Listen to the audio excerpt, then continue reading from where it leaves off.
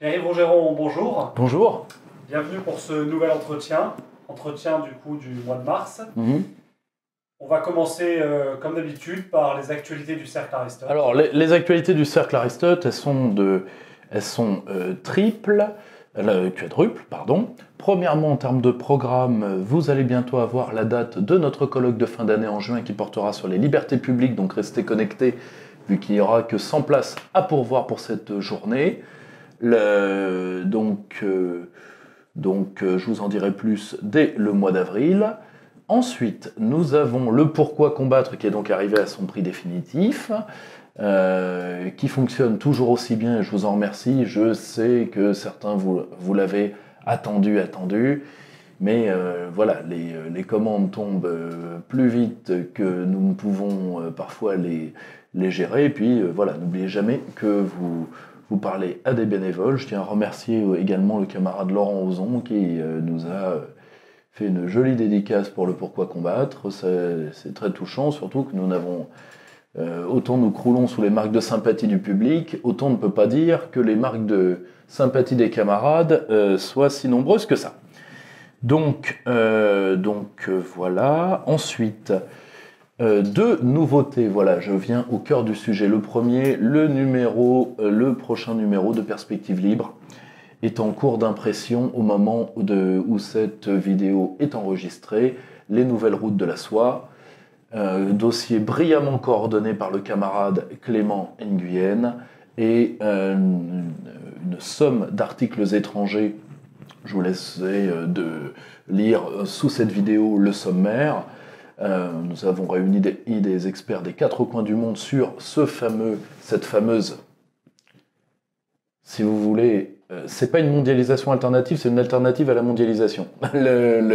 Dans l'œil des autorités chinoises, nous avons réuni parmi les meilleurs spécialistes étrangers, brillamment traduit également par le camarade Funaro qui n'a pas économisé sa peine. Donc voilà, c'est un numéro qui est un numéro double, parce que c'est un gros numéro de Perspective Libre, qui est à mettre au crédit de notre Clément, dont je vous reparlerai très vite, parce qu'il sort très bientôt un ouvrage dont je me lèche les babines par avance sur la rivalité sino-américaine en Afrique. Nous sortons... Alors certes, c'est ballot, que ça va sortir pour les mois avril-mai, donc entre autres le mois des élections, mais bon... À défaut d'avoir une élection palpitante, vu que Macron va réussir, vous aurez au moins de la lecture. Nous allons sortir plusieurs ouvrages, et je vous annonce déjà la publication du premier, Dictionnaire des souverainismes de droite et de gauche de Jean-Michel Salgon. Qui est Jean-Michel Salgon? C'est un spécialiste du Moyen-Orient à la base. Il nous vient de l'équipe des Cahiers de l'Orient et de l'équipe d'Antoine Sfer. Ceux qui se rappellent de ce regretté intellectuel franco-libanais qui moi m'a beaucoup ouvert aux choses de l'Orient, que certains ont pu, disons, être en désaccord avec ses positions de fond. Il n'empêche que des générations de Français, qu'au moins 2 générations de chercheurs ont appris le Moyen-Orient grâce à cet homme et au Cahier de l'Orient. Donc Jean-Michel Salgon vient de cette aventure-là. C'est un spécialiste des dictionnaires, donc il a fait entre autres un remarqué dictionnaire de l'islamisme au Maghreb. Et comme il est chevènementiste, il s'est intéressé aux différentes mouvances du souverainisme. Il a donc fait un dictionnaire thématique et biographique de nos différents mouvements, qui vont des mouvements de masse jusqu'au groupe, voire aux groupuscules. Et voilà, c'est un outil pour qu'on se connaisse déjà mieux entre nous, pour mieux connaître notre pensée, et également pour... Je dirais pas pour les journalistes honnêtes, ou alors pour les journalistes étrangers, pléonasme en France, mais disons pour ceux qui voudraient faire leur boulot, eh bien c'est un outil irremplaçable pour les étudiants, les chercheurs, ou si, il y a des journalistes honnêtes sur RT. Mais donc voilà, c'était l'actualité du cercle. Très bien, écoutez, on passe à la partie politique intérieure, avec le sujet évidemment principal qu'est les Gilets jaunes. On a eu un acte 18 qui a été... il y a eu pas mal de tensions qui ont été notées par les médias, très remarquées. L'acte 19, celui de samedi dernier, était assez calme. Mais du coup, cette question qui revient, est-ce qu'il y a comment expliquer cette radicalisation du mouvement Non, des Gilets jaunes et où on va? Alors, c'est très simple. Il y a, si vous voulez, la majorité des cas historiques, c'est la contre-révolution qui fait la révolution. Et la radicalisation du peuple ne vient d'une chose, c'est la radicalisation d'une élite parasitaire, que le président Macron incarne jusqu'à la caricature. Je vais vous donner un exemple très précis. Pour répondre aux Gilets jaunes, il a fait venir par exemple des intellectuels, qu'il a snobés d'ailleurs, ou une liste d'intellectuels où M. Macron a pris le risque énorme d'être interrogé par M. Pisani-Ferry, qui est un de ses porte-cotons. Enfin, si vous voulez, le mec est interrogé par un de ses propres lieutenants, il ne peut même pas leur donner la parole. Il pérore pendant 8 heures, ensuite, magnifique foutage de gueule républicain, il part taquiner la poudreuse. Il est d'ailleurs très drôle, l'aspect réconfortant de la poudre blanche pour ce garçon. Il y aurait d'ailleurs des choses à approfondir de ce côté-là. Et pendant ce temps-là, Kéké, Castaner, était en train d'essayer de mettre ses doigts et autres un peu partout dans une boîte de nuit. Et pendant ce temps-là, ça c'est le Canard enchaîné qui le dit, Édouard Philippe est aux abonnés absents. Bravo! Enfin, je veux pas être méchant, mais Paul Reynaud en 40, c'était mieux organisé que ça, les enfants. Donc, si vous voulez, devant ce mépris, devant le fait que le mouvement, et ça, il y a une part de responsabilité du mouvement des Gilets jaunes, d'avoir laissé les groupes d'extrême gauche violente prendre le pas, mais, si vous voulez, ces groupes sont facilités par le pouvoir, soit ne sont pas visés par la police, soit connaissent par cœur les techniques de mouvement de nos forces de maintien de l'ordre et donc savent les esquiver. Et en plus, il y a eu les dégradations sur les Champs-Élysées. À titre personnel, je refuse de faire du Fouquet's un symbole de la République. Pour une fois que l'extrême gauche ne se trompe pas de cible, je ne vais pas le leur reprocher. Donc le gros problème, c'est que comment voulez-vous, face à un mouvement légitime qui a encore une très large majorité des Français contre lui, enfin avec lui, comment voulez-vous que ce mouvement ne se radicalise pas devant le mépris qui lui est envoyé? Enfin, je ne veux pas être méchant, là on a passé un cap. On a appelé l'armée, qui d'ailleurs l'a bien mieux joué que la police, mais on a voulu envoyer les gamins qui font sentinelle alors qu'on humilie notre armée à faire d'eux des vigiles. On a voulu envoyer les gamins sans prévenir d'ailleurs le chef d'état-major, parce que bon, pourquoi faire? Donc, si vous voulez, la radicalisation, elle est du côté, dans la psychanalyse d'Emmanuel Macron, et de ses derniers lieutenants, parce que malheureusement, il y a une ambiance bunker quand même à l'Élysée aujourd'hui. La plupart des conseillers principaux sont partis, etc. Enfin bon, donc ensuite, il y a l'aspect, si vous voulez, le nombre des Gilets jaunes en opération se maintient. Le nombre des Gilets jaunes, ce que j'appelle de l'arrière, c'est-à-dire ceux qui soutiennent entre autres sur les ronds-points, la nourriture, etc., ça semble continuer, c'est extraordinaire. Alors justement, Yves Tréhard, sur un des plateaux de télévision, encore un dont je ne dirais pas ce que j'en pense. Justement, là pour le coup, son analyse, c'était de dire qu'il y avait une sorte de basculement, c'est-à-dire que ceux qui cassaient maintenant n'étaient pas au début des membres n'étaient pas des membres des Gilets jaunes, c'était plutôt des casseurs, les Black Blocs, qu'on a vu circuler. Et maintenant, il y a, devant le silence des autorités, en gros, il y a une partie du mouvement qui n'était pas radicalisée, qui se radicalise. Alain Bauer l'avait très bien dit 2 semaines avant. Ce ne sont pas des casseurs, la colère les amène à casser. Pour une raison qui est très simple. Je reprends les termes d'Alain Bauer, qui a été vraiment très bon ce coup-là. Ce sont les hommes et les femmes de l'effort permanent. Ce sont des travailleurs pauvres. Ils sont la base de nos sociétés. Ils sont ceux qui, s'ils s'arrêtent, la société s'arrête. Ils ne sont pas M. Ghosn. M. Ghosn vient de faire un régime amaigrissant à base de sushi et de sashimi pendant 2-3 mois, je crois. Il paraît qu'il va beaucoup mieux. Et les usines Renault tournent encore. Moralité, qui est le plus inutile des deux? C'est très simple. En plus, là, si vous voulez, on entre en plus dans la symbolique glauque du pouvoir. Là, ils viennent de nommer un nouveau préfet de police, alors qui a l'air... Je crois que ce sont ses grands-parents qui lui ont acheté son costume de préfet. Malheureusement, ils l'ont taillé peut-être un peu grand. Donc, d'où ce côté, si vous voulez, vermicelle dans une casquette de police. Ça fait si vous voulez, quand on a connu les Broussard, les Van Nock, etc., les grands flics, on est un petit peu, voilà, mais c'est pas grave. En plus, il s'appelle l'allemand, tout un programme. D'ailleurs, il faudrait aussi nommer un commandant de la préfecture de Paris. On pourrait prendre un monsieur Raymond Tour, par exemple. Ça ferait le préfet l'allemand et le commandant Tour. Et comme ça, tout de suite, on serait de retour à la grande époque, à l'époque où on pouvait enfin vivre grâce à nos frères allemands. Le En Marche avant la lettre. Je vous rappelle qu'En Marche, à la base, était un slogan de la collaboration. Je vous rappelle quand même. Dans le même temps, il établit le plan d'une révolution nationale en 3 volets, travail, famille, patrie. Le secrétariat général à l'information est chargé d'en faire la promotion. Une trentaine de producteurs reçoivent commande pour des documentaires dits d'intérêt national. Les établissements VK éditeront 62 numéros de La France en marche, qui traduit en images l'idéologie de Vichy. Premier volet, le travail.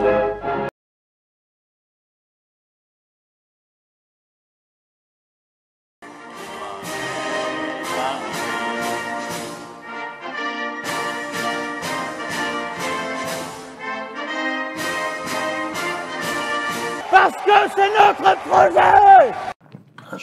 C'était pas la LVF, mais c'était un truc du même genre. Tu vois, de petites frappes qui sont morts pour la germanité. Donc voilà, si vous voulez, il y a aussi, et ça il faut s'en rendre compte, le mouvement est enfin en train de se structurer. Par contre, il doit aller beaucoup plus vite. Alors, il y a des noms de porte-parole côté gauche du mouvement. On parle de Juan Branco, on parle de Boulot. Boulot qui est une des personnalités que je préfère, moi, parmi les Gilets jaunes, avec Priscilla. Ouais, que je trouve que c'est les deux meilleurs. Il faudrait peut-être quelqu'un... Moi, je penserais au camarade Grimal, que je trouve excellent. Il faudrait peut-être quelqu'un côté droit pour l'ambivalence du mouvement. Mais bon, ça après, c'est aux Gilets jaunes c'est aux Gilets jaunes de le décider eux-mêmes. Mais le mouvement se structure enfin, il doit devenir, je pense, une contre-société. Là encore, ce n'est qu'une proposition. Parce que ils ont quitté la sphère du courage, vu le temps du mouvement. Là, on entre dans l'héroïsme. Après, il faut entrer faut penser au caractère durable ou non du mouvement. Voilà. Donc, si vous voulez, par contre, que Jupiter regarde bien quel est son crédit à l'international maintenant. Parce que je suis désolé, en termes d'intensité de combat, il est bien au-dessous d'Abdelaziz Bouteflika. C'est-à-dire que là, c'est une part du peuple. Vous vous rendez compte, la force populaire qu'il y a encore en France, novembre, décembre, janvier, février, mars, ils arrivent au 5e mois. C'est l'héroïsme. C'est l'héroïsme. Les Gaulois réfractaires sont toujours là. Tu vois, on est... Quoi qu'il en... Je dis pas que le peuple français est en train de renaître. Je dis que soit son cadavre bouge bien encore, soit il se passe quelque chose. Alors on passe toujours dans le domaine politique. Il y a un ancien membre de la France Insoumise, alors je vais mal prononcer son nom, je suppose. George Kuzmanovic. Très bien prononcé. Qui a lancé du coup avec un collectif de citoyens la semaine dernière un mouvement qui s'appelle République Souveraine. Très joli nom. Alors, moi je ne le cacherai pas, j'ai toujours eu énormément de considération pour George Kuzmanovic. Je ne le connais pas, moi je juge par rapport à ce que je sais de lui. Je remarque que proche de lui, il y a, en tout cas d'après ce que j'ai vu des retours de cette journée, donc c'était il y a quelques temps, il y a quelqu'un qui s'appelle Benoît Billon. Benoît Billon est l'un des jeunes stratèges certainement les plus prometteurs de cette génération. Je ne sais plus il doit être à peine plus âgé ou à peine plus jeune que moi. Donc il a 31, 32 ou 33 ans. Ou 34 ans, mais dans le genre. Si d'ailleurs vous voulez vous faire une idée du niveau du personnage, lisez ses articles dans Guerre et Histoire, ils sont assez éloquents. Donc si vous voulez, la seule chose qu'on peut regretter, c'est... Il y a déjà le PRCF, il y a déjà le POI, il y a déjà, donc maintenant, la République souveraine. L'UPR. Ça fait beaucoup de frexiteurs.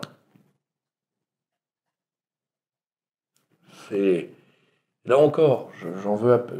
Il y a les patriotes de Philippot pour. Moi, je suis un peu.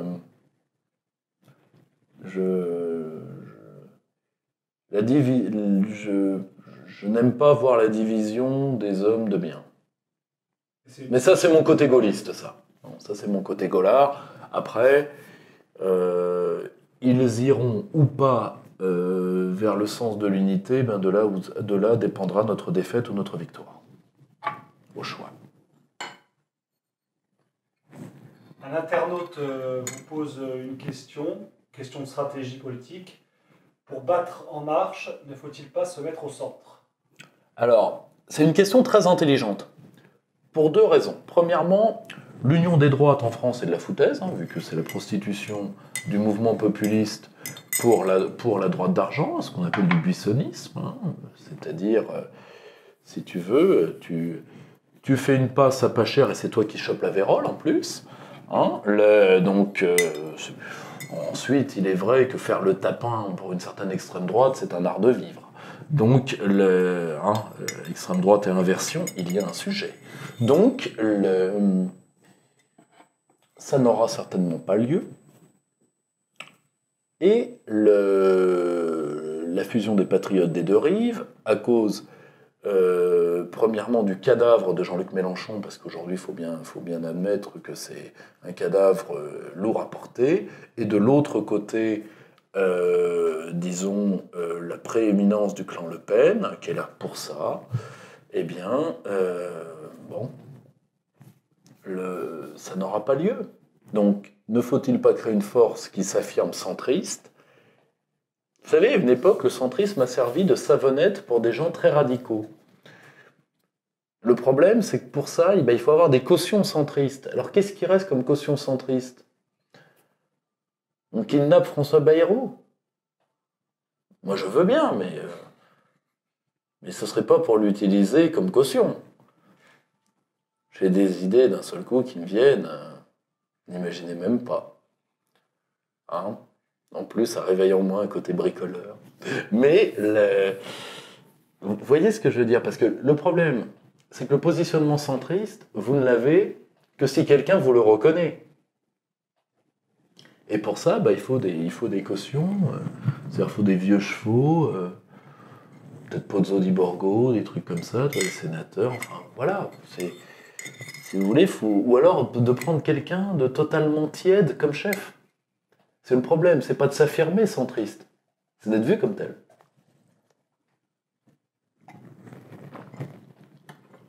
Alors, aussi un point sur les réformes Blanquer et sur le programme de philosophie. Apparemment, Marx et Freud devraient être éjectés du programme du bac de philosophie.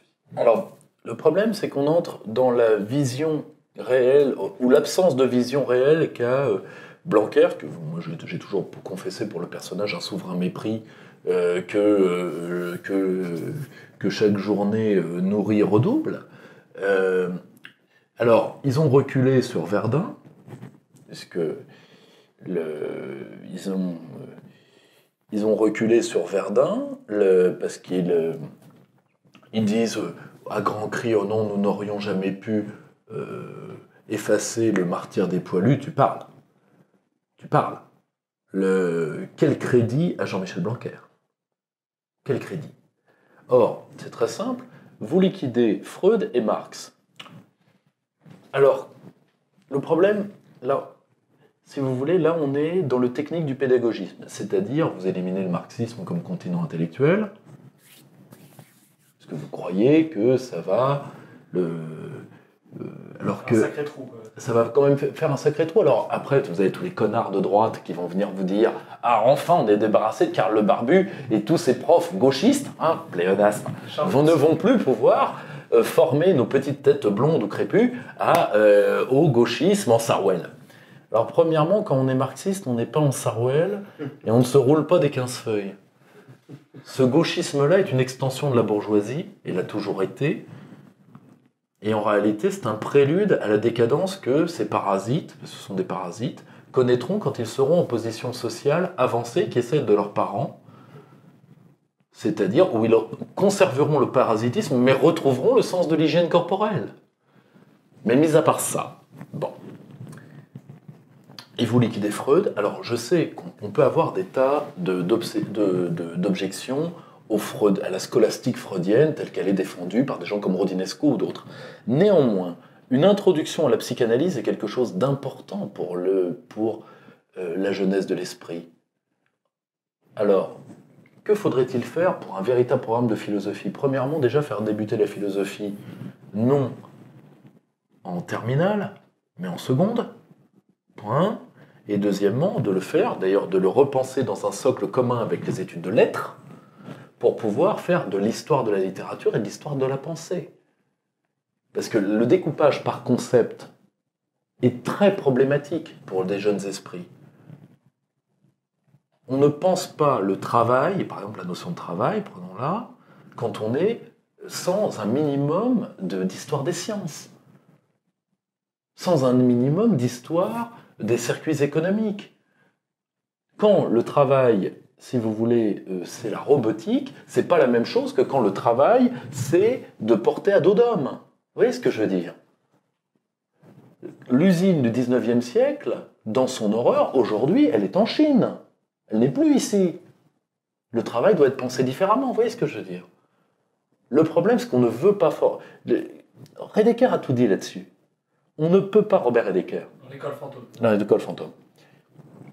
Vous avez une vision de l'école quand vous avez une vision de la société. Jean-Michel Blanquer n'a pas une vision de la société. Il a une vision de l'employabilité, d'être qu'il faut former au minimum en culture générale pour que l'entreprise puisse les écraser. Il assure la gestion au premier palier, au niveau du collège. Exactement.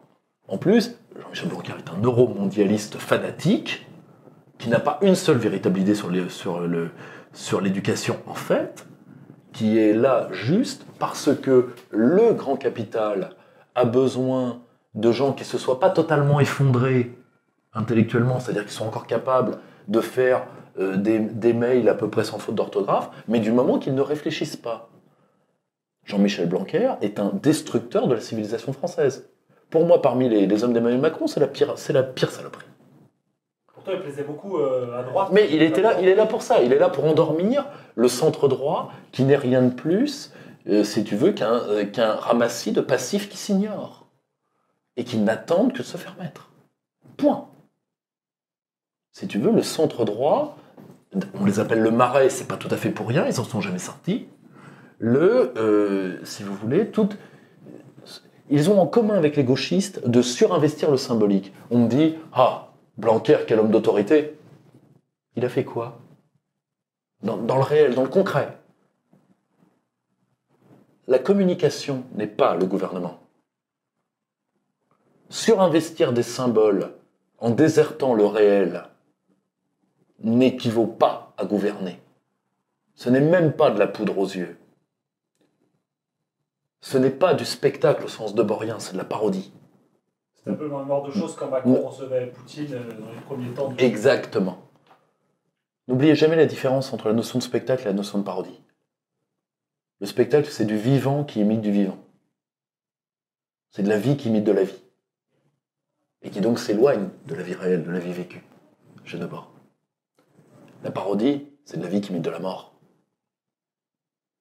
Là, Blanquer est un ministre parodique.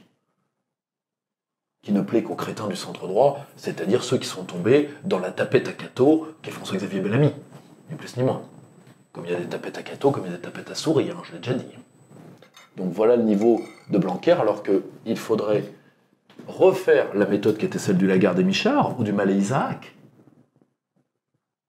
en histoire, ou en littérature, pour ceux que Lagarde et Michard rebutent par son côté élitiste, le Castex et Surer, qui était très bien, c'est-à-dire une histoire de la littérature et de la pensée.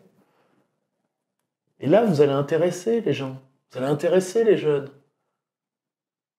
Parce que si vous voulez, ça les aide dans leur construction identitaire et personnelle. Alors que, si vous voulez, le travail en soi, c'est pas que c'est inintéressant, c'est que c'est lointain quand vous avez 18 ans. C'est abstrait, c'est abscon. Mais d'éliminer Marx pour remettre, en plus, je sais que c'était dans la pétition de Marianne, on remettrait l'étude de la scolastique médiévale.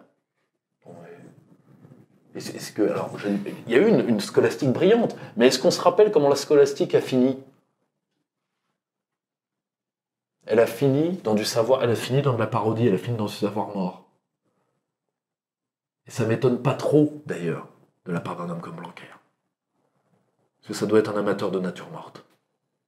Il en est une belle, d'ailleurs. On vous demande également de faire un point sur le cas Juan Branco, alors, donc, qui est l'avocat de Julian Assange et proche de la France Insoumise, qui d'ailleurs, il y a quelque temps, là, a eu un clash avec, ce qu'on appelle un clash avec Cyril Hanouna. Ça en fait déjà un homme de qualité. Cyril Hanouna l'a traité lui a dit c'était un racisme anti-réussite. La réussite, maintenant, est une... La réussite, c'est Hanouna. C'est-à-dire que réussir dans la vie, c'est mettre des spaghettis dans le froc de quelqu'un et d'accord. Et David. La réussite, du coup, est élevée au rang de race, du coup, ce qui est intéressant pour les anthropologues. Oui, non, tout à fait. Et puis surtout, quand on voit la réussite anthropologique qu'est Cyril Hanouna, si vous voulez,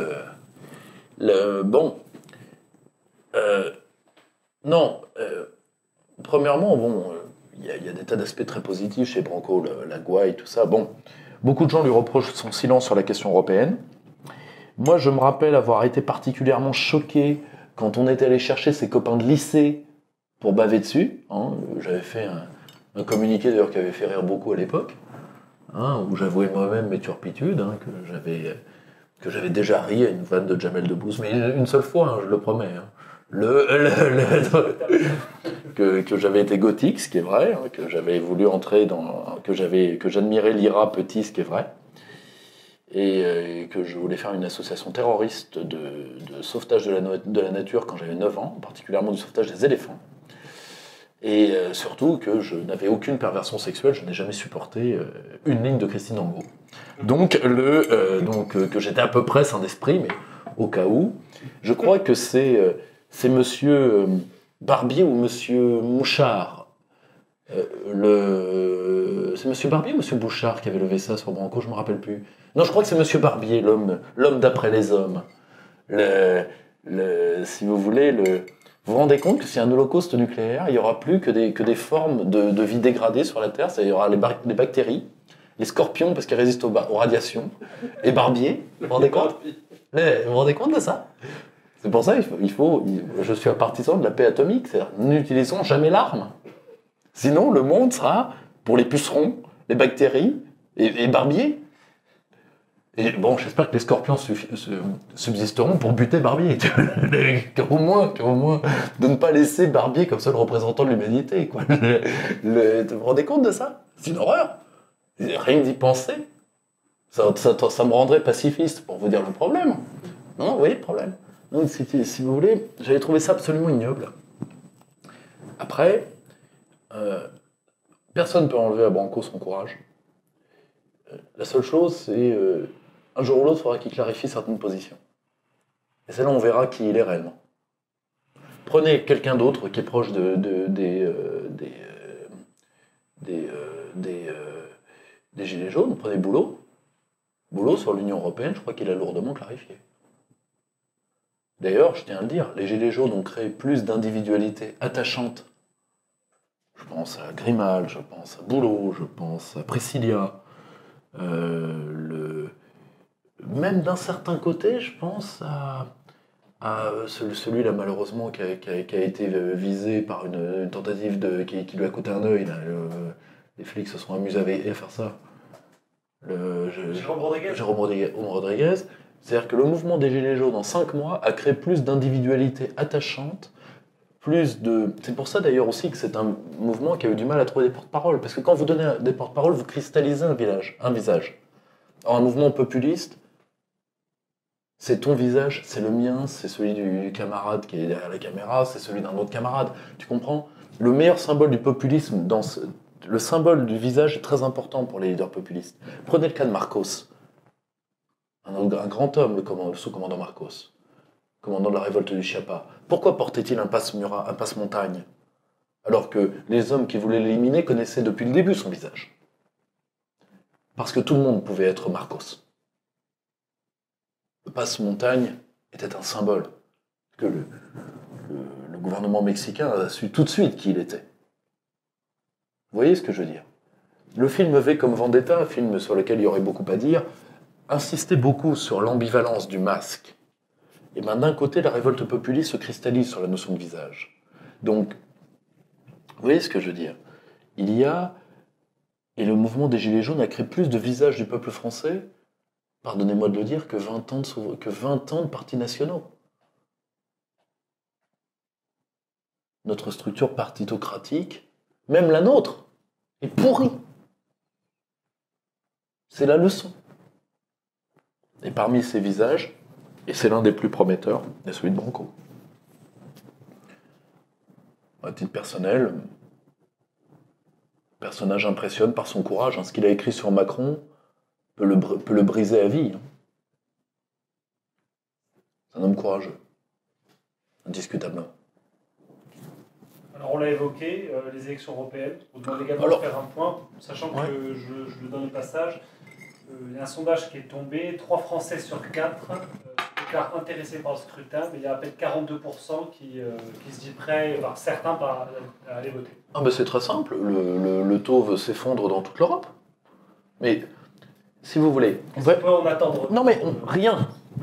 N'en attendez rien. Allez voter. Moi je l'ai dit, moi j'ai déjà dit, vous avez 2 choix. Alors vous avez le choix Nicolas Dupont-Aignan, personne admirable, bon, qu'il a eu un petit peu de tangage parce qu'il a plié sur le cas Emmanuel Gave. Je tiens à dire d'autant plus que j'accorde mon plein et entier soutien à... Alors Emmanuel Gave, je ne la connais pas, mais à Charles Gave, parce qu'on ait dit que Charles Gave était antisémite. Non, mais non, ça va.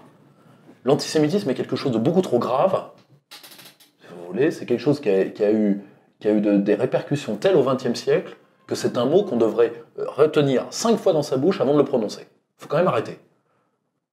En plus, Charles Gave, le mec, il a fait toute sa carrière dans la finance à Hong Kong.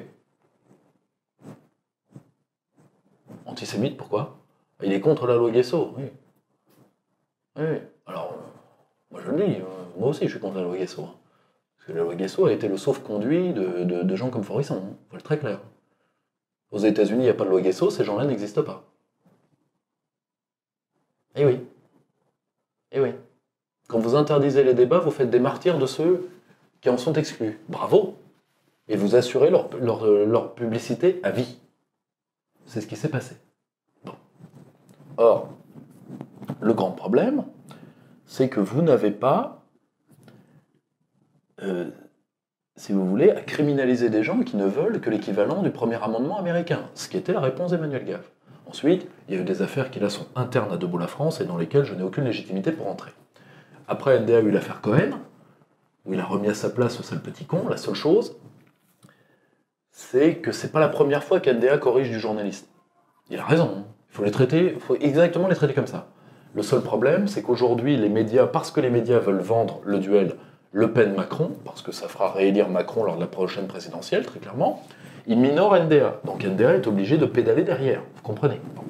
Vous avez ce choix-là, qui est un choix important, parce que si nous n'avons pas quelqu'un à mettre en face de Marine Le Pen,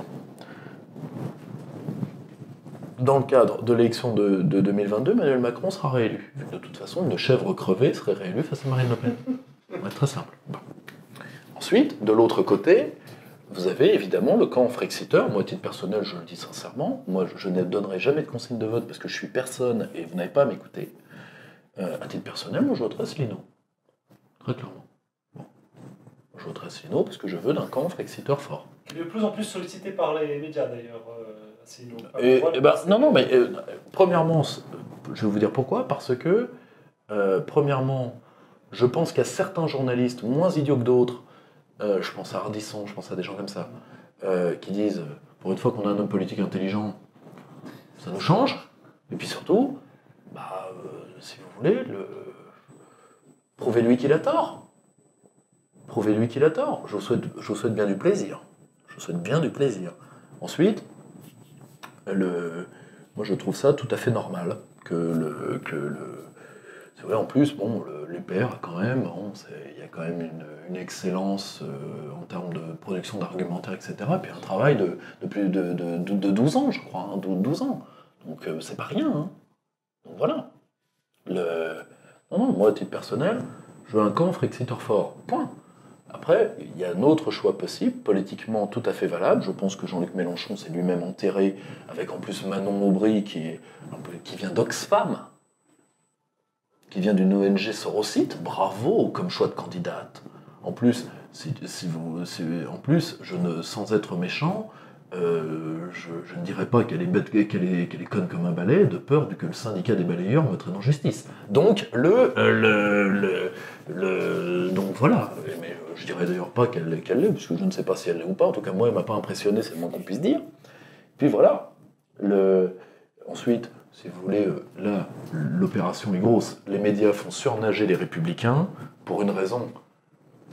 Que veut Macron? Que les deux partis restent divisés? Pas dans une optique d'union des droites. L'union des droites ne vaincrait pas Emmanuel Macron. Parce que ce qui reste aux Républicains, et que Dupont-Aignan n'a pas bouffé, c'est une partie pourrie qui votera Macron au deuxième tour, comme elle l'a déjà fait. D'accord? L'union des droites ne vaincra pas Emmanuel Macron, c'est une union de classe qui vaincra Emmanuel Macron. Point. C'est comme ça. Or, le grand souci, c'est que la peur, c'est pas que le FN et le RN s'associent, c'est de garder les deux planches pourries. Pour éviter que les deux meurent, et que l'une entraîne la mort de l'autre, et que quelque chose de bien renaisse à la place des deux. Ça, c'est la peur d'Emmanuel Macron. Donc, il faut garder... D'où le fait de dire, vous voyez, la fulgurance intellectuelle de François-Xavier Bellamy. Ah ouais, si vous voulez, enfin, je veux pas être méchant, mais... Surtout dans le genre penseur du conservatisme, il y a beaucoup mieux... Non, mais dans le genre penseur tout court, il y a beaucoup mieux qu'un mec qui est un évadé des choristes avec Gérard Jugnot. Faut quand même arrêter de déconner. Non mais, si vous voulez, il est... En plus, excusez-moi, l'homme à la parka rouge, Wauquiez, vient de faire un truc, on va faire une Europe protectionniste, mais arrête. C'est le programme que vous avez fait pas la dernière fois, mais encore la fois d'avant. Tu vois, c'est comme, si vous voulez, c'est comme Sarkozy qui dit « Ah, moi j'aime beaucoup Viktor Orban », tu vois, deux escrocs magyars qui se font des papouilles, tu vois.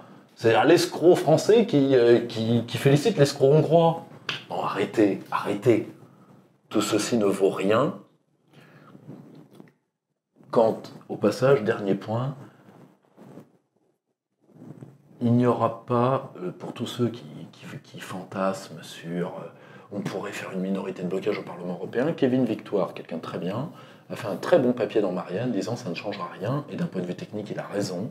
Vous aurez à peine 20% du Parlement, et de toute façon, vous collaborerez, parce que les pluies d'argent du Parlement font que, de toute façon, vous allez plier, et de toute manière, vous pliez surtout parce que vous ne travaillez pas. Et de toute façon, on va être très clair. Quand vous votez au Parlement européen, premièrement, la plupart des votes du Parlement ne valent rien. La décision vient de la Commission, bien que vous le compreniez. Mais surtout, imaginons, vous votez dans un texte en codécision. Vous dites, le texte est bien, je le vote. Donc vous validez le pouvoir de l'Union sur la matière. Et donc vous abandonnez la souveraineté. Et donc vous êtes un traître. Là, par exemple, j'ai vu des tas de crétins s'ébahir devant la directive sur les droits d'auteur qui est un piège. Et ce faisant, ces crétins vont abandonner à l'Union européenne nos droits d'auteur. Parce que, on va être très clair, l'Union européenne a la même définition des compétences que l'Union soviétique. C'est-à-dire, tout ce qui est à elle, tout ce qui est à vous est négociable. Point. Tant que vous n'avez pas compris ça, vous n'avez pas compris la construction communautaire. Point. Donc, et dernier point, le peuple européen, on va être très clair, si je mets une chaussette sur ma main et que j'appelle cette chaussette peuple chaussette, eh bien, et que je le fais parler, ben c'est moi qui parle à travers. Pourquoi ? Parce que, un, les chaussettes ne parlent pas encore, et deux, il n'y a pas de peuple chaussette. Vous comprenez ? Est-ce que vous comprenez maintenant ? Vous voyez bien ça ? Voilà pourquoi il y a un Parlement européen, pour parler à la place d'un peuple européen qui n'existera jamais, qui n'a jamais existé, et qui, de toute façon, par l'évolution culturelle des populations, il faut être très clair, nous avons de moins en moins de choses à nous dire. C'est un constat. C'est comme ça. Le monde est vaste. Rester enfermé dans une terre qui aura perdu près d'un cinquième de sa population en un siècle, quel intérêt ? Alors on a évoqué du coup les allégeances de Macron à l'Allemagne. Il y a un événement qui s'est tenu le 25 mars, c'était la première assemblée parlementaire franco-allemande. Alors ça, c'est un gadget qui va coûter très cher et qui va servir avant tout aux chleux à donner à leurs laquais français des quignons de pain. Voilà, c'est-à-dire le plan de la Macronie est très simple. C'est le même plan que Darlan, en fait. C'est le même plan que l'amiral Darlan, c'est-à-dire aller toujours plus bas pour espérer la pitié des Boches. Le problème, c'est qu'on négocie de deux manières avec les Allemands, debout ou à genoux, au choix. Ils comprennent pas autre chose. C'est horrible, hein. C'est leur histoire qui le dit.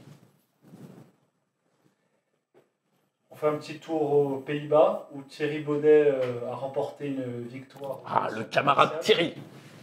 Alors du coup, qu'est-ce qu'il faut attendre ? C'est dans la mouvance Europe libérale Alors, Thierry Baudet, là pour le coup, c'est simple. Thierry Baudet a déjà publié un ouvrage en France, Indispensable frontière, qui est issu de sa thèse de doctorat. Je le sais d'autant plus que j'ai joué un rôle non négligeable dans cette traduction, qui a été d'ailleurs fait par un de mes bons camarades, Julien Funaro. Thierry Baudet est avant tout un opposant au multiculturalisme et à la supranationalité. C'est un intellectuel de rang supérieur. Il est vrai qu'il est conservateur, mais par exemple, son positionnement est bien plus intelligent que celui de Geert Wilders.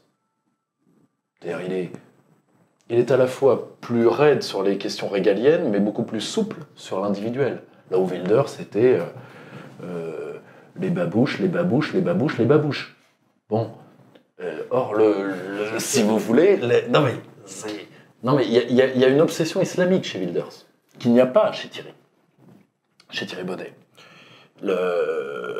C'est un jeune politicien plein d'entrain. Son parti n'a que 2 ans. Et il règne déjà sur la chambre haute des Pays-Bas. Il met en difficulté le Premier ministre. J'espère qu'il gardera ses convictions. De toute façon, on va être très clair. S'il les perd, il est mort. Je pense qu'il a vu ce qui est arrivé à des hommes que je pense, comme moi, il a peut-être pas admiré, mais qui l'ont marqué.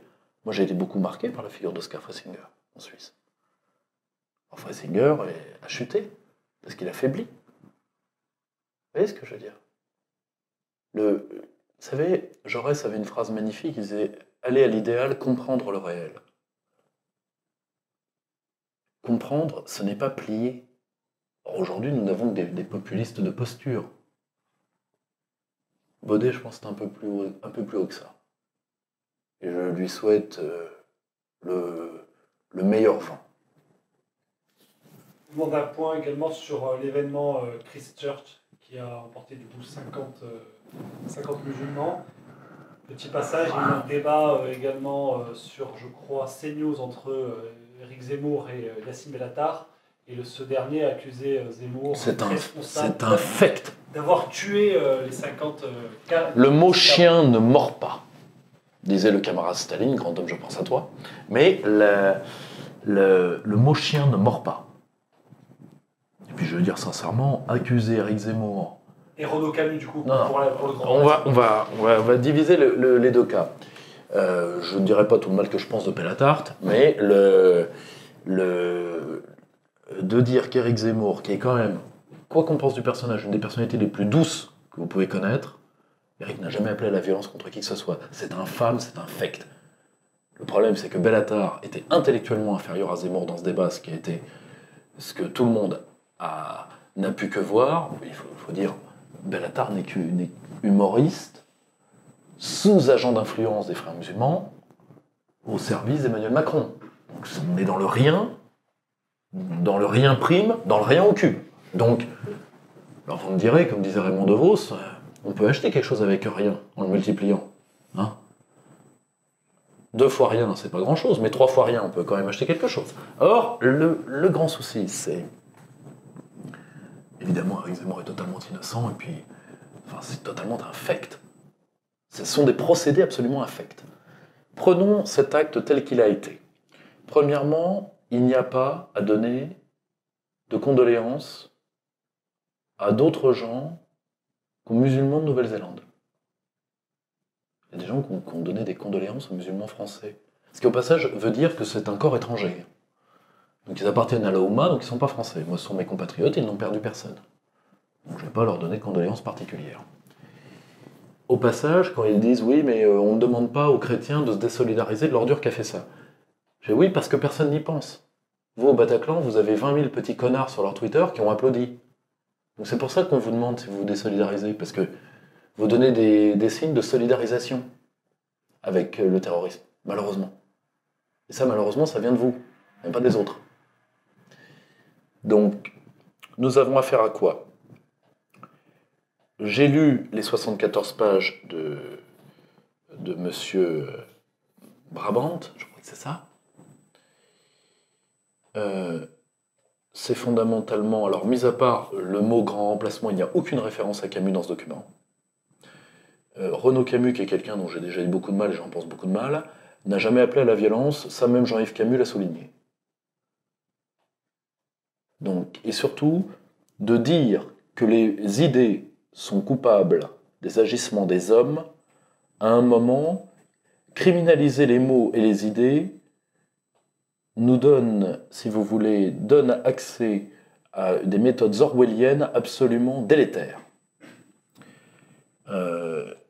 La critique de l'islam politique doit se maintenir telle qu'elle a été. Parce que là, nous avons affaire à quoi ? Nous avons affaire à un homme qui était dans un fantasme identitaire. Il a fait ça au nom du peuple européen, donc c'est avant tout dans une conception raciale. Il a visé les musulmans comme il aurait pu viser les Chinois, etc. Il suffit de lire le document.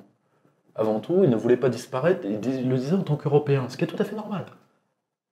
Vous avez, quand vous niez l'appartenance charnelle et politique et l'appartenance des nations, dans une nation, vous pouvez avoir un débat sur la transmission culturelle, vous pouvez entrer en fraternité, vous êtes au-delà des aspects claniques et raciaux.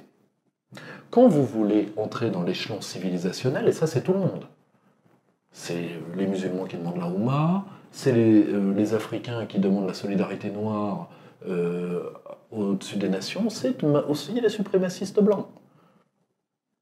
C'est les mêmes. Quand vous quittez le fait politique d'attachement, donc le fait national, vous entrez dans une logique Highlander. À la fin, il ne peut en rester qu'un. Voilà. Vous entrez dans une logique de... Parce que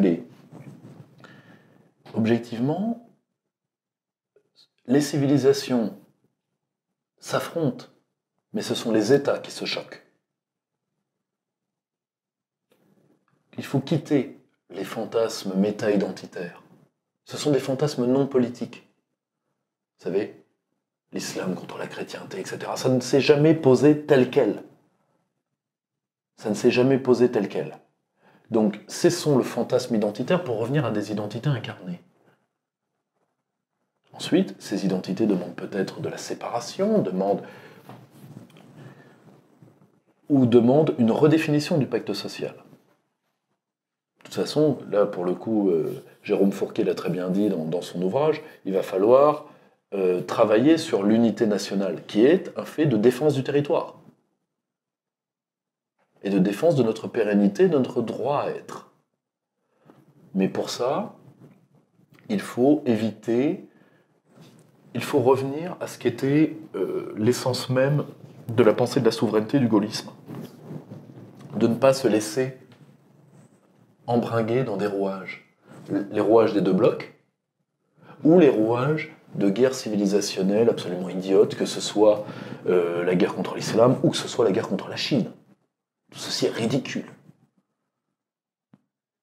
Et d'escalade verbale, de masturbation intellectuelle qui ne tâche pas les draps, de vocifération de cul-de-jatte, vocifération de cul-de-jatte, on va finir par se faire de vraies guerres de rien.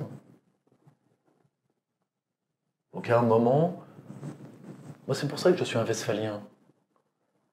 Moi je crois à la paix par la séparation et la frontière. Je crois à la relativité des valeurs. Dieu ne se négocie pas. Les méta-civilisations ne se négocient pas.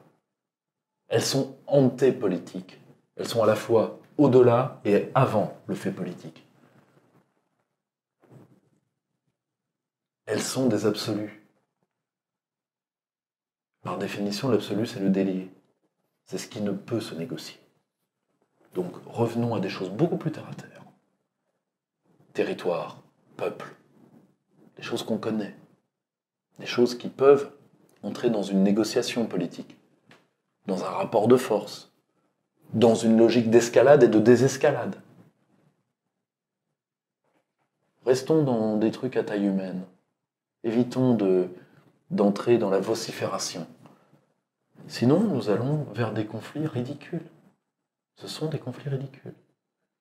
Et c'est pour ça que j'en veux aussi à des gens comme Renaud Camus. Pas du tout pour avoir armé ce terroriste qu'il n'a pas fait. Il est totalement innocent de ça. Mais d'avoir voulu dépolitiser. Ce qui est d'ailleurs, toutes les utopies totalitaires entendent dépolitiser. Le nazisme, le communisme, la part totalitaire du libéralisme dans laquelle nous vivons, veulent extirper la dimension tragique et politique des hommes pour extirper le mal. Le transhumanisme. Le transhumanisme, pour extirper le mal. Alors moi, fondamentalement, c'est peut-être, malheureusement, mon adoration pour les pensées asiatiques. Je pense que le mal est un moment du bien et vice-versa. Et si on touche à la complexité des hommes, on les mutile. Donc, évitons toute cette mousse. Nous aurions tous à y perdre. Pour finir cette partie politique extérieure, il y a eu Xi Jinping qui est venu à Paris alors pour signer des contrats commerciaux, des accords de coopération. Et évidemment, Emmanuel Macron n'a pas pu s'empêcher de faire une connerie. Donc il a invité l'alcoolique luxembourgeois plus la Valkyrie avec lui. Il peut pas faire un pas sans une vieille. Hein. Plus c'est vieux, plus c'est moche, plus il est dedans. Enfin, si tu veux, j'ai rien contre les amateurs de vieux meubles, mais Ça encore faut. dans l'erreur, quoi. Enfin, et surtout, premièrement, c'est donner l'image de l'unité européenne face à la Chine, alors que l'Italie est en train de faire des pieds et des mains pour entrer dans les nouvelles routes de la soie. Est-ce que nous devrions faire aussi ? Il faut être dans tous les cercles aujourd'hui. C'est ça, d'être un pays monde. L'Europe n'est pas notre avenir, elle ne l'a jamais été, ne le sera jamais, l'Europe n'a pas d'avenir. Mettez-vous ça dans la tête. D'accord ? Mettez-vous ça dans la tête. Hein ? L'Europe va devenir d'abord un hospice et ensuite une banlieue du monde. Alors, on peut vouloir le devenir banlieue du monde, on peut vouloir être les vendeurs de chichons au bas de la tour d'un monde qui sera dirigé depuis le Pacifique. Pourquoi pas ? Pourquoi pas ? Après tout, on a une expérience de la vente de chichons au bas des tours en France. Pourquoi pas ? Why not ? Mais donner l'image de l'unité de l'Europe face à la Chine, mais arrête, t'as 4 pattes devant les gauches, t'as 4 pattes devant les Américains, et tu vas expliquer à Xi Jinping qu'il y a un homme qui doit se lever tous les jours en se disant « je dois nourrir 1,4 milliard de gens ». Et toi, t'arrives avec ta vieille et Hélène Dolez de Hélène et les garçons. Non, arrête, pitié, arrête. Pitié, arrête, petit garçon. Arrête. Tu n'es rien. Et pire que ça, c'est que dans l'œil de quelqu'un qui est un francophile, Xi Jinping est un homme qui fait apprendre le français à ses enfants. Parce que la France vue de Chine, c'est quelque chose. Le général de la Maisonneuve a fait un très bel ouvrage là-dessus. Et nous l'avons reçu il n'y a pas longtemps. Le problème, si vous voulez, c'est que la France, la première condition pour exister étant de vouloir exister, si nous nous nions, les autres vont nous nier. C'est normal. La Chine ne veut pas nous nier. Après, on me dira, la Chine est agressive. Ah bon? Elle est agressive comment? Elle fait de l'espionnage industriel, tout le monde en fait. L'Élysée a été mis sur écoute par les Américains pendant 5 ans. Et l'ambassade des États-Unis est toujours aux Champs-Élysées. Bravo! Et vous allez donner des leçons à la Chine? Bande de merdeux. Qui fait l'âne n'a pas à se plaindre qu'on lui monte dessus, dit la sagesse populaire chinoise. Et ce faisant, elle a raison. Ensuite, la Chine, il faut bien le comprendre, est avant tout un problème pour elle-même, par sa taille, par sa population, par le nombre. Là encore, la position westphalienne du dialogue, la position gaullienne de l'altérité, ne peut que nous être profitable. Pourquoi aller dans un rapport de force alors qu'il suffit de rééquilibrer? Surtout que ce que la Chine n'a rien contre. La Chine n'est pas d'une agressivité extraordinaire d'un point de vue commercial. On va faire un petit calcul. Si vous prenez l'excédent chinois et vous le rapportez à sa population, vous prenez de l'autre côté l'excédent allemand, l'excédent commercial allemand, et vous le rapportez à sa population, et bien c'est très simple. Vous obtenez un chiffre de 11.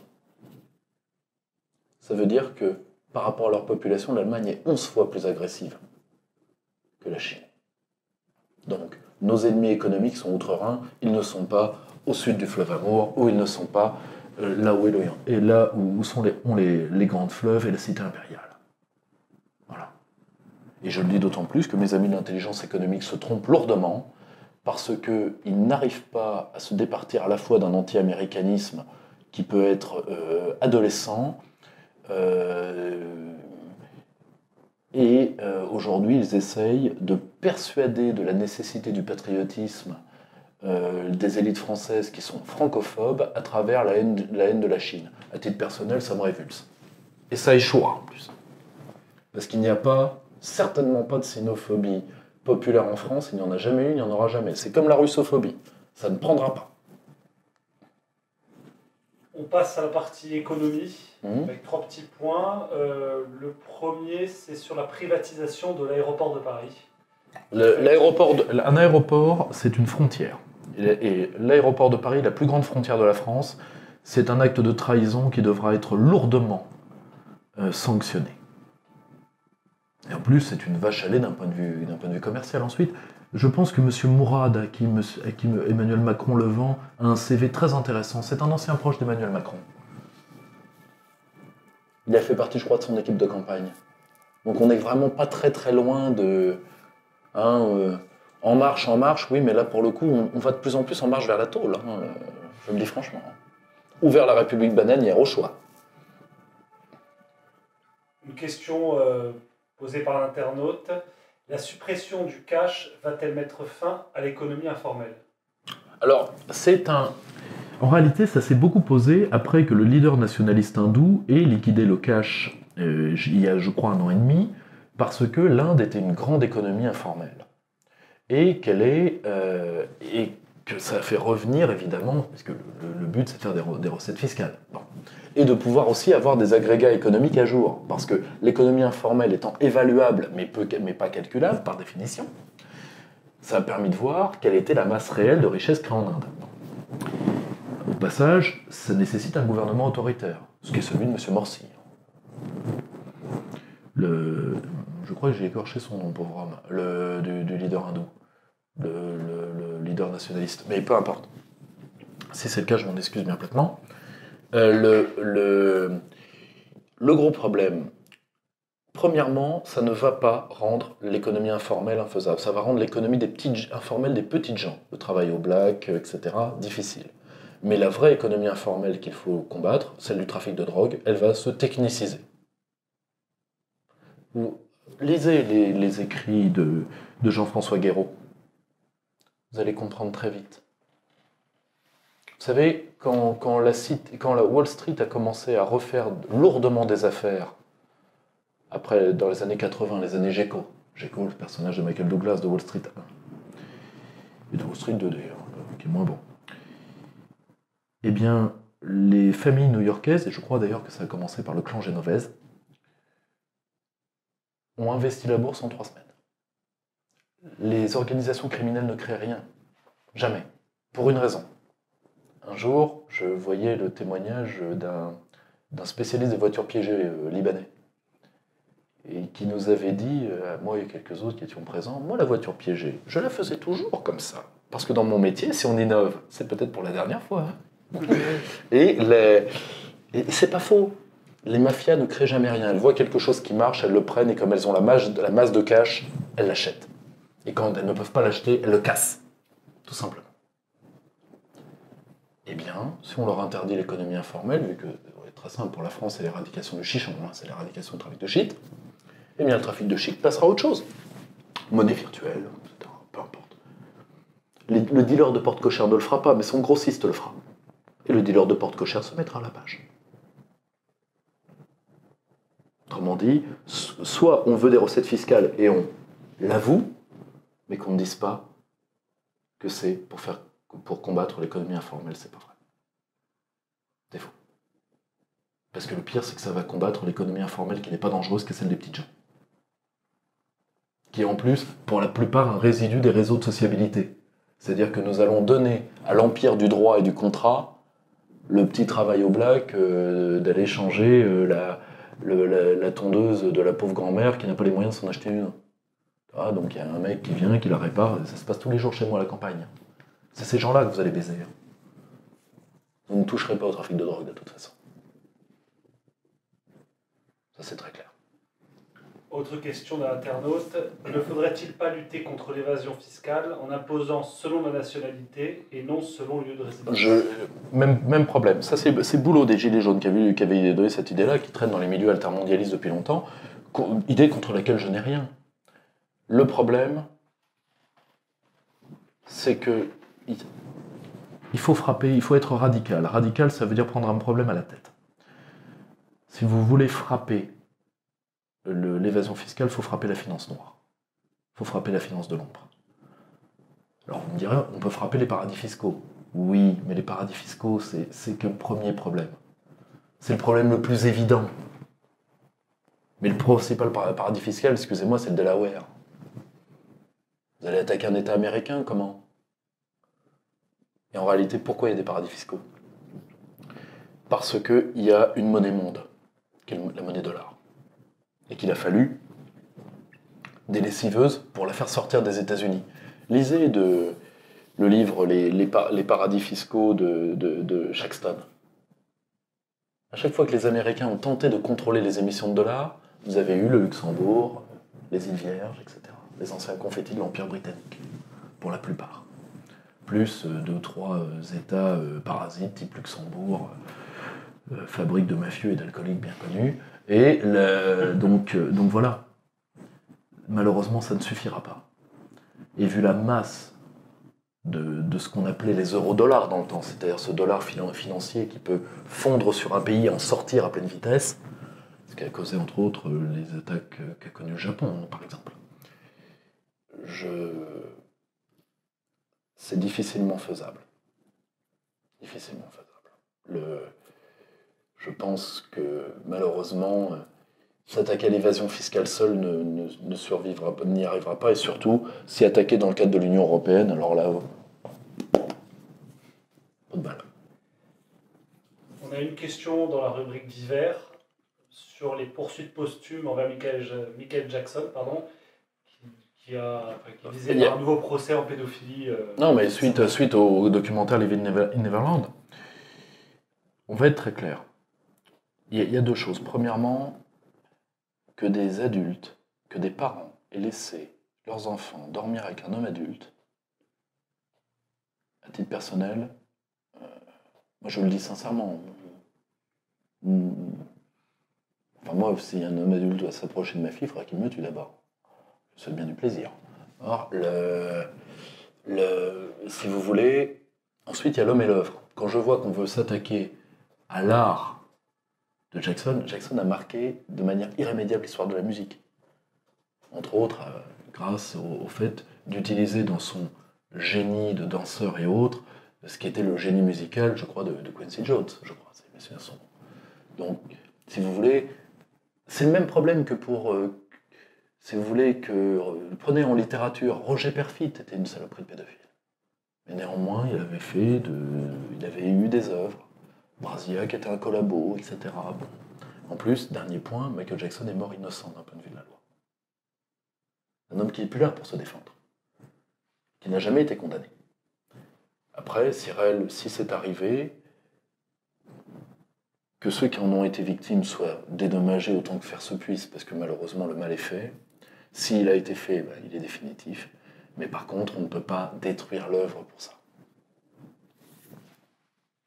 Alors sur la partie doctrine, on vous demande d'évoquer le rapport du christianisme à l'argent. Alors, si vous voulez, c'est une question qui m'avait été posée de manière très intelligente. C'est d'ailleurs, si vous lisez La religion industrielle ou si vous lisez Pierre Legendre, il y a une continuité entre le management, les anciens monastères et les entreprises modernes. C'est assez vrai. Et donc, alors que la doctrine des cathos, c'est dire nous sommes des alternatives à la modernité, alors qu'en fait, si vous voulez, je pense que la vérité en termes d'histoire des idées, c'est que si vous voulez, Chesterton disait « Le monde est plein d'idées chrétiennes devenues folles », et je pense que c'est très vrai. Joseph de Maistre répondait « hors de l'Église, l'Évangile est un poison », ce qui est encore plus vrai. Je pense qu'en effet, les structures catholiques, chrétiennes, et particulièrement les structures du pré-capitalisme, n'oubliez pas que le capitalisme commence au XIIe siècle, mais il va faire sédimenter des structures médiévales qui sont largement tributaires de l'action de l'Église. Et malheureusement, ça ne va pas avoir que des bons côtés, c'est le moins qu'on puisse dire. N'oubliez pas que dès le 8e siècle, il y a un très bon ouvrage là-dessus, sorti je crois chez Bréal, l'Église donne un prix au salut. Et après, ça va pleurer de voir le protestantisme arriver. Objectivement, il ne faut pas oublier une chose. Le christianisme a, et ce qui est normal d'ailleurs, parce que c'est une religion monothéiste et donc à prétention universelle, eh bien, le commerce est une de ces voies de conversion. Rappelez-vous que pour l'islam, par exemple, les routes caravanières ont été bien plus importantes que la conquête militaire. Et les raisons fiscales, particulièrement en Asie du Sud-Est, l'Indonésie, etc., ont été plus importantes que le cimetière. Vous comprenez ? Alors que les religions polyades, les religions païennes et autres, c'est pas qu'elles rebutent au commerce. C'est qu'elles contrôlent le commerce des idées. Parce que les anciens avaient compris l'importance des armes cognitives. Bon. Alors que quand vous êtes dans une volonté de conversion, eh bien, vous encouragez les échanges pour dominer. Tous les empires l'ont fait. Et le christianisme a servi aussi à ça. Donc si vous voulez, moi de toute façon, autant je pense qu'il y a un versant chrétien de l'objection de modernité, autant je pense que ce n'est qu'un versant. Parce que malheureusement, le système, disons, libéral, ce système extraordinairement plastique qui utilise le libéralisme à des fins plus autocratiques, doit énormément au christianisme. Énormément. La religion des droits de l'homme, etc., tout ça, c'est du... Alors vous me direz, ce sont des idées chrétiennes en dehors du moule chrétien. Donc ce sont des idées dites devenues folles, ou des poisons, c'est vrai. Pourquoi ? Parce que fondamentalement, le christianisme est un corps mourant en Europe de l'Ouest. Et que fait un corps qui meurt ? Il sécrète des gaz, du liquide visqueux, etc. Ce que fait un corps, il se décompose. Et malheureusement, nous n'avons pas terminé de voir la décomposition du christianisme avec tous les monstres qui vont en sortir. Donc par exemple, je vais vous donner un exemple très précis. Moi j'ai vu des abbés, il n'y a pas longtemps, recommander de demander aux SDF avant de leur donner de l'argent, de savoir s'ils étaient français ou migrants, et s'ils étaient français, de leur dire d'aller bosser. Pas leur donner. Nous avons vu il n'y a pas longtemps une jeune dévote qui parlait de ces migrants qu'elle éduquait, etc. Et elle trouvait que ces Français, gilets jaunes, n'étaient rien par rapport à ces braves migrants. Pourquoi ? Parce que son abbé lui avait dit. Versailles. La paroisse de M. Bellamy. Voilà. Très bien. Et vous allez voir ça se multiplier. D'ailleurs, je ne sais plus qui a dit ça, pour s'en réjouir, qui est un ecclésiastique français ou un spécialiste du catholicisme, chez nous, dans les offices religieux, le grand remplacement a déjà eu lieu. Merci, camarades. Ça mérite d'être dit. Le livre de Philippe de Villiers qui est sorti, j'ai tiré sur le fil du mensonge et tout est venu. Il est très bon. Il est très bon. Il a des titres à la Dormeçon un petit peu d'ailleurs. Oh, c'est méchant. Pour... Il est déjà... Non, pauvre homme, il est déjà vicomte avec un accent improbable. Je me rappelle de lui au Parlement européen quand j'entends Martin Schulz. C'est l'ancien président du Parlement européen, H2 bien sûr. J'entends Martin Schulz. Il a la tête de Lénine et la voix d'Hitler. Non, vous moquez pas du pauvre P2V. Mais mais son bouquin, en plus, si vous voulez, alors personne ne lui oppose jamais rien sur le fond, sauf merci Léa Salamé, la speakerine de M. Glucksmann, qui va me servir de punching ball à mon avis au prochain entretien. Pas elle, on s'adresse pas aux dames, mais par contre, j'ai 2 ou 3 dents contre son mec, c'est le moins qu'on puisse dire. Et vous avez vu ce qu'elle a dit à Philippe de Villiers? Mais on savait déjà tout ça. Quand Asselineau le disait complot, maintenant on sait tout.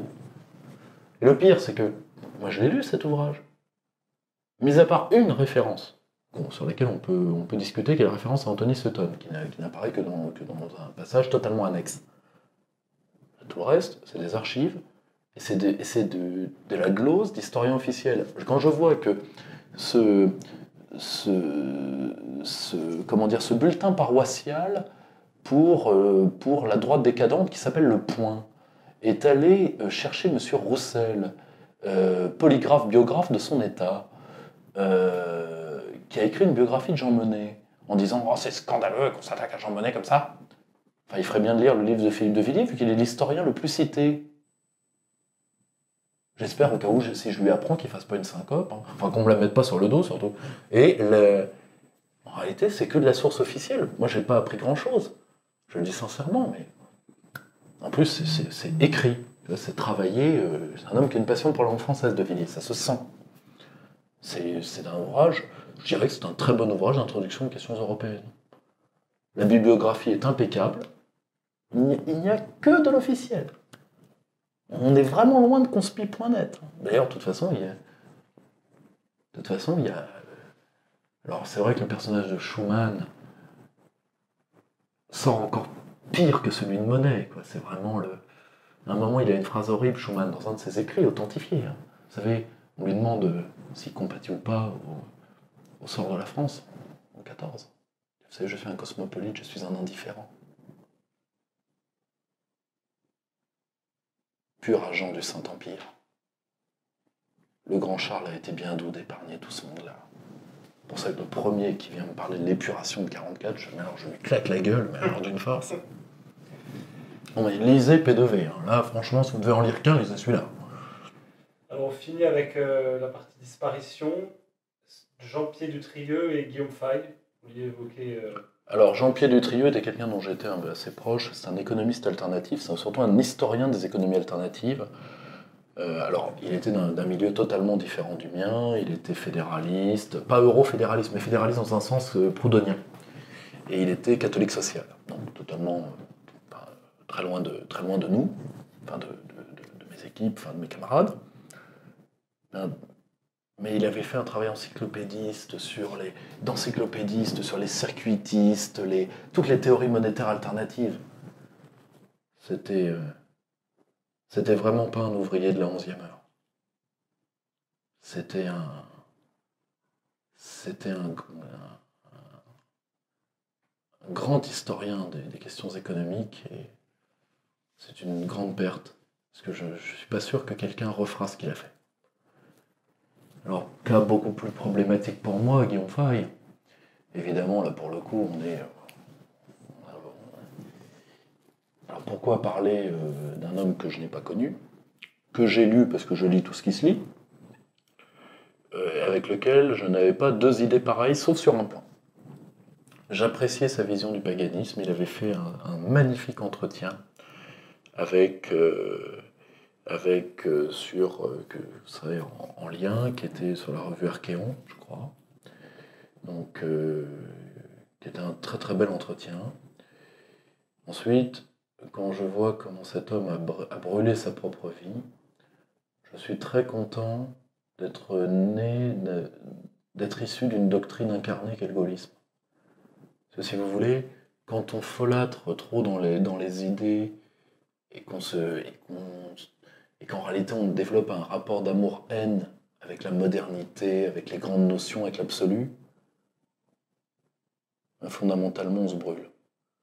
Alors que quand on reste attaché à des réalités simples, le peuple, la nation, la souveraineté, l'État, tout ça, ça se respire, ça se touche, ça se vit. Et toujours sous le regard du commandeur.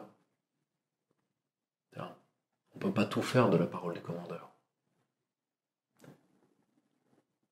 Je pense que quand on a un tempérament excessif, ce qui était son cas, ce qui d'un côté est aussi le mien,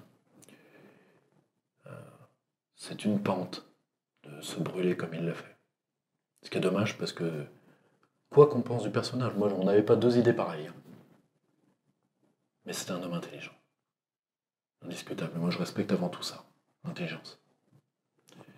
Et le courage. C'est un homme qui avait le courage d'écrire ce qu'il écrivait, etc. Avec lequel j'étais totalement en désaccord. C'est un européiste, etc.